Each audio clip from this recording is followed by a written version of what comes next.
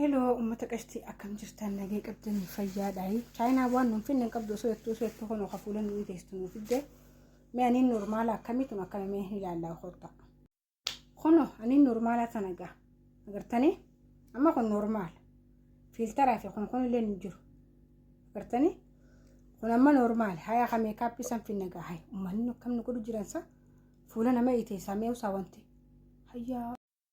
Kun riskoon filtara kana filtara mallaa nama gabbisu nama fidanii jirani. Agartee waan kana gabbadillee uumaan jooniin bareeda. Akkas taanaan bakka fi eegalee gaa eeggadha.